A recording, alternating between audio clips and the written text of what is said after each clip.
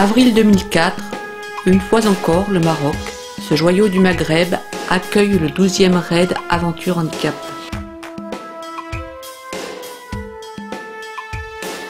Les 7 étapes mèneront les 21 participants de la côte atlantique au Haut Atlas, en passant par Safi, Marrakech ou Ouarzazate. Le parcours passera à plus de 2500 mètres d'altitude et fera le tour du plus haut sommet de l'Atlas, le Toubkal. Il empruntera des cols aux noms prestigieux, le Tizi en Test, le Tizi en Meloul, le Tizi en Tishka. Casablanca, le phare du Maroc, est le point de départ de cette formidable aventure.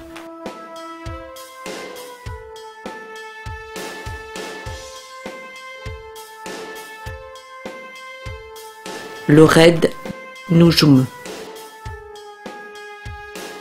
Aventure handicap, c'est parti. Les handbikes ouvrent le bal. Gigi, Jean-Antoine, Bruno, Paul, Jean-Paul, Joseph partent pour un relais de 30 km. Ils prennent la direction du sud, le long de la côte. Le but ultime de cette première étape est Walidia, une éblouissante ville côtière.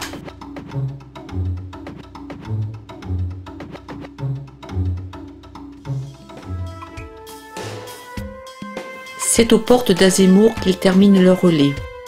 Quelques-uns font une brève visite de cette paisible cité portugaise où les traditions sont encore bien présentes.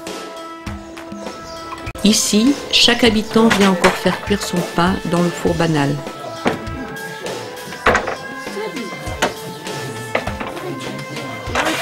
Puis un peu. Voilà.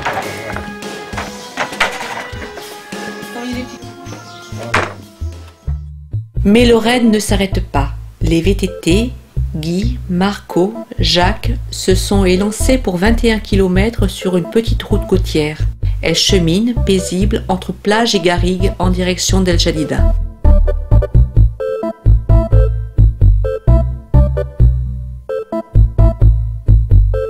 Dominique se joint à Guy pour parcourir les 40 km du deuxième relais VTT. La traversée d'El Jadida se fait rapidement, laissant derrière elle les remparts gardés par d'imposants canons, témoins impassibles d'une histoire mouvementée. Alors que Guy est déjà loin, Dominique en termine avec son relais. Le long des marais salants, Monique, Sylvie et Mika entrent en piste pour la course à pied. 12 km à parcourir avant de céder la place au deuxième groupe de handbike.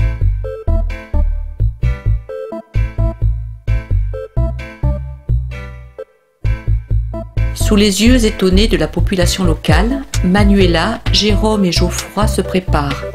C'est pour eux le baptême du feu, ils sont débutants en handbike.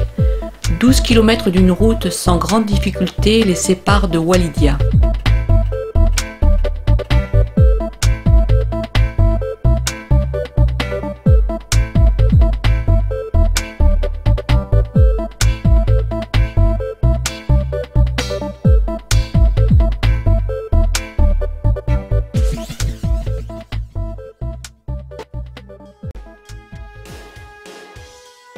Au camping des Sables d'Or, près d'une baie paradisiaque, Hassan et son équipe mijotent déjà un succulent repas, dans la grande tradition marocaine, plat à tagine et charbon de bois.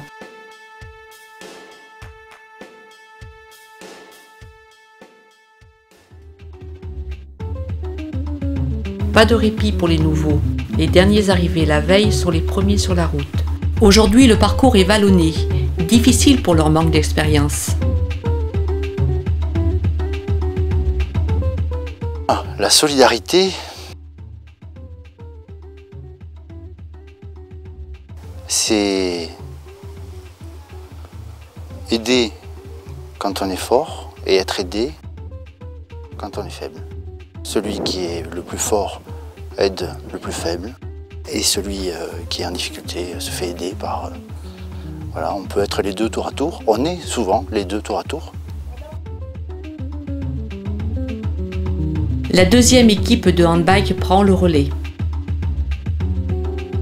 La rencontre de la terre et de l'océan offre un spectacle dont les sportifs ne se lassent pas.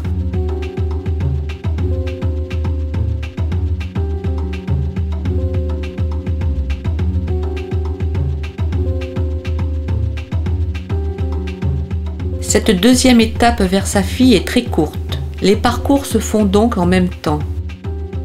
C'est l'occasion aux coureurs à pied de côtoyer les handbikes et aux VTT de les accompagner sur un bout de chemin.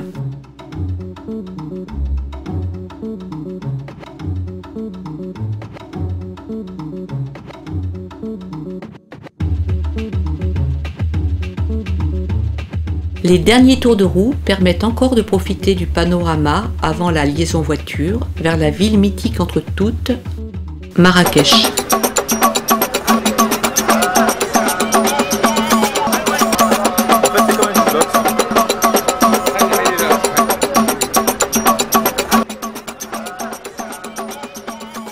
Le soir, un petit tour vers la ville ocre s'impose. Bourdonnante comme une ruche, la place Djemma El Fna, entourée par son souk aux multiples odeurs, envoûte et étonne le passant.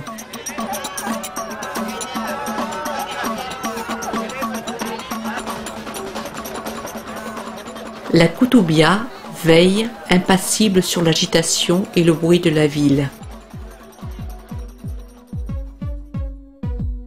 Vieux de 10 siècles, les épées remparts voient s'élancer Sylvie et Mika pour le départ de la troisième étape. Elle se terminera au sommet du Tizi Test, à plus de 2000 mètres d'altitude.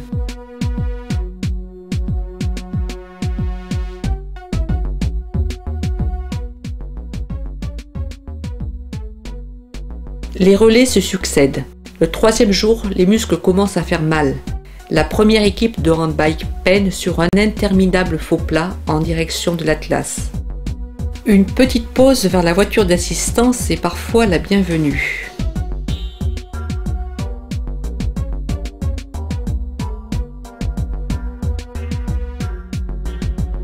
Puis l'autre équipe se lance à l'assaut des contreforts du Tizi Test. 30 km de montée les attendent.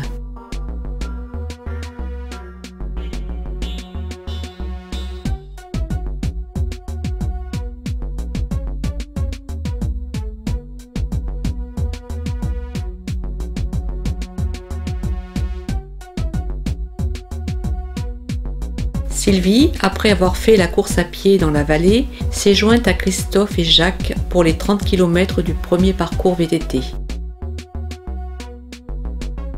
Puis Dominique donne le coup de grâce à ce premier col. Elle remonte la vallée aux terres rouges de l'Oued Enfis.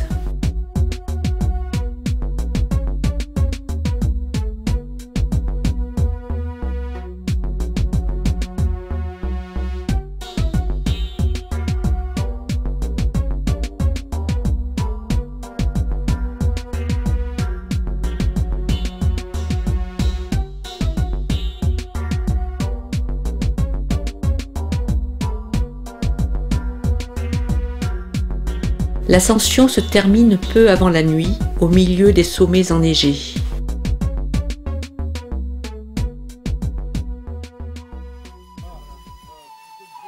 L'obscurité est déjà tombée à l'arrivée au bivouac.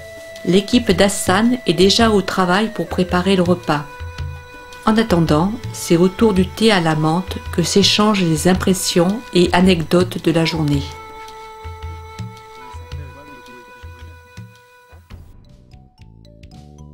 Une nuit sous la tente offre à tous un repos bien mérité.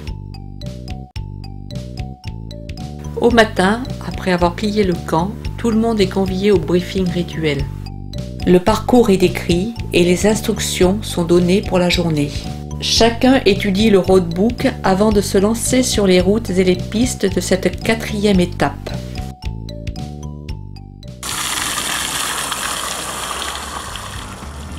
C'est reparti. Handbike, VTT, course à pied mèneront la caravane jusqu'au toit du raid, le Tizi En Meloul.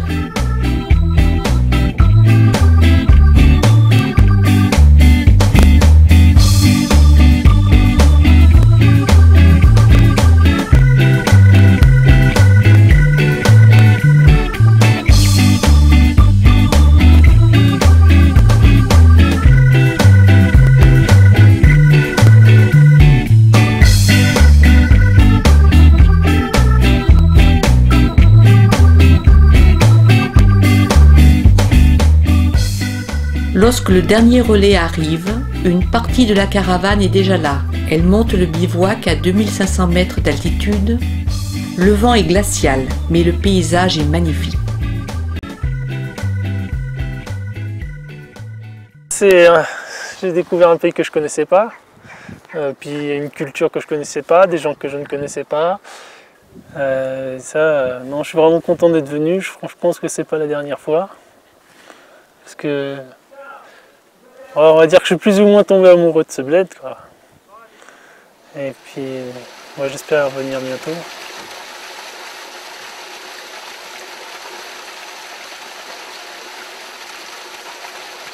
Parce que même quand on est handicapé, le camping, tout ça, c'est pas insurmontable.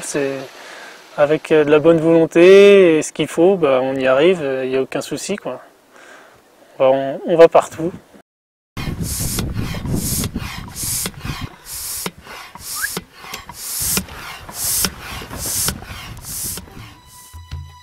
La nuit s'annonce froide, très froide, mais la voûte céleste et ses milliards d'étoiles veillent sur le sommeil des sportifs fatigués. Le réveil est difficile, il faut plier le camp. Bientôt le soleil réchauffe tout le monde. Certains ont préféré les cabanes de bergers, d'autres, courageux, n'ont pas peur de se laver au ruisseau. Après un rapide briefing, le raid continue dans des paysages à couper le souffle, en direction de Tasnart dans la vallée pour la 5e étape. Puis, la suivante mènera le groupe à Aït Benadou, en passant par Ouarzazate.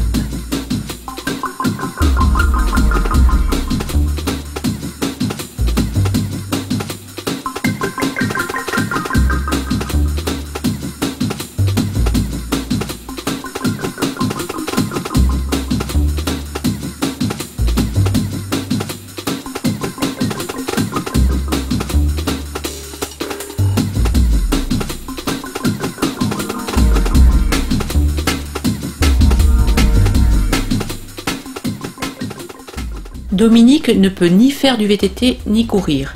Il participe à sa façon en faisant de la marche à pied.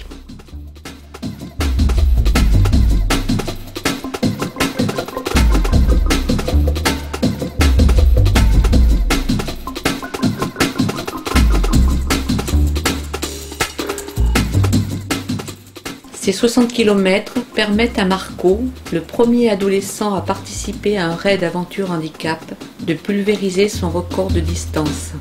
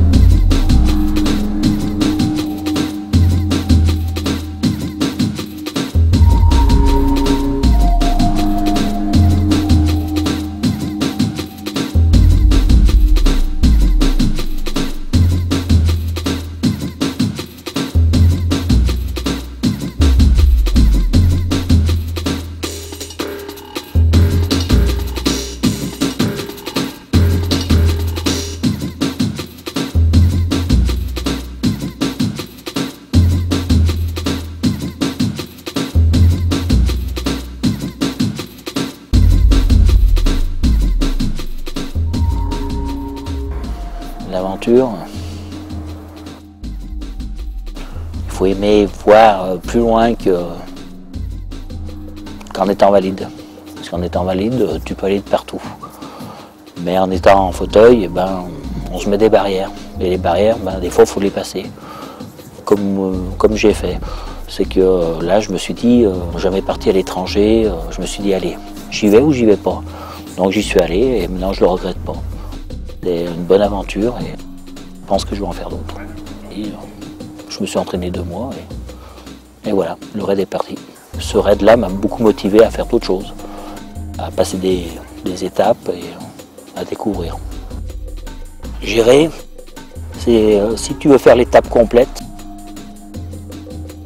pour pas mettre du retard aux autres, il faut aller assez vite. Enfin assez vite. Autrement, la dernière personne qui doit faire l'étape, eh ben, elle finit de nuit. Le seul problème, c'est que si on n'arrive pas au bout, on est déçu. Et le lendemain, tu dis, est-ce que je vais arriver à y faire?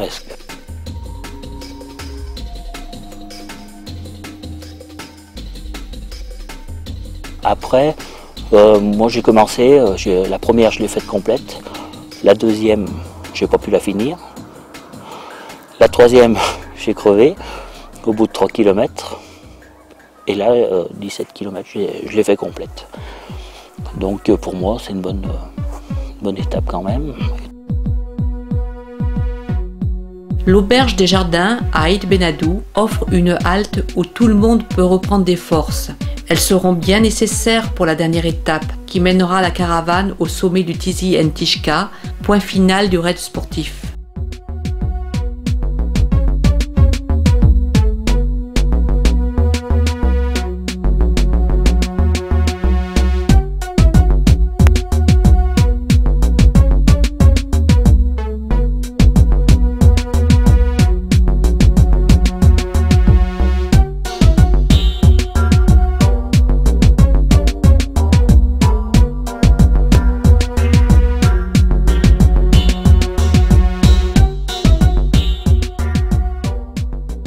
L'aventure, c'est pour moi une aventure humaine.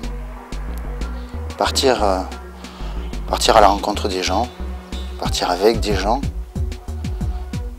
qu'on connaît ou qu'on croit connaître, affronter des situations ensemble, des situations qui sont révélatrices de ce qu'est réellement chacun.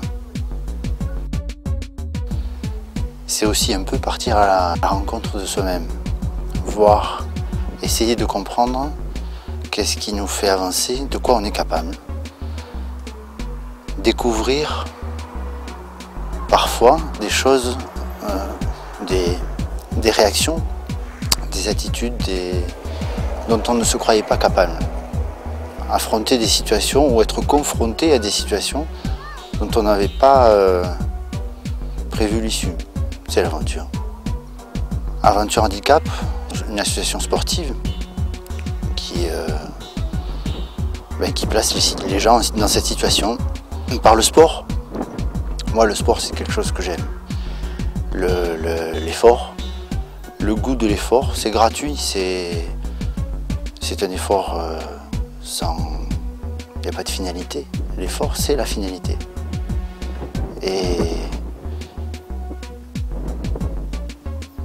ça permet de mettre les gens dans une situation suffisamment parfois délicate, difficile ou éprouvante pour que les masques tombent. On est sans masque, on est soi-même, tous, brut. Ça, c'est quelque chose sur le plan humain qui est rare, qui est rarissime dans la vie. On a peu l'occasion de vivre ensemble réellement des choses vraies, réelles, authentiques, sans masque. C'est Aventure Handicap, ça, moi c'est ça. Les handbikes clôturent ce 12e raid Aventure Handicap au sommet du Tizi Entishka dans la neige et le brouillard.